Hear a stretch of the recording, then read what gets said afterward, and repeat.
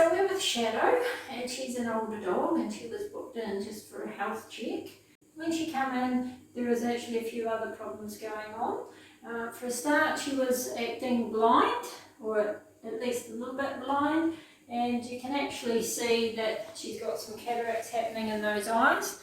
They're all like an iceberg there in the lens, so she can't really see out that very well. She is also a wee bit deaf. And her other problems is that she's just really slowing down. She's not eating much, getting fussier with food. She's slipping on the floor a lot more, can't control her legs.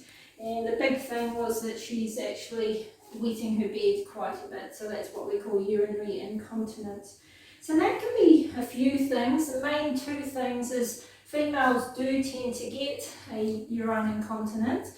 And they just leak out when they're relaxed, so that's why it's often when it's at night and bedtime.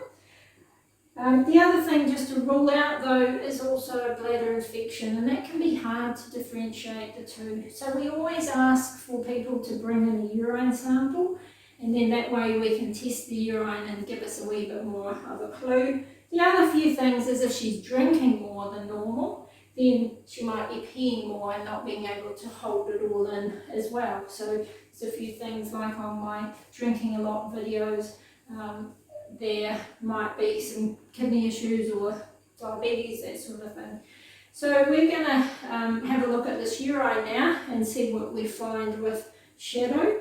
But as far as urine incontinence, there are drugs that can be quite effective with an older dog, the female dogs. So rather than having to change the bed all the time and all the nursing that goes into it, then definitely have a word to your vet, because there probably is some medication that the dog can have that will help in that department and make them feel a lot happier. Hey Shadow, well done.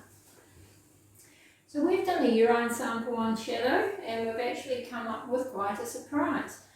So if we look at the urine dipstick, the first thing that changes is of course the glucose, which is not very common.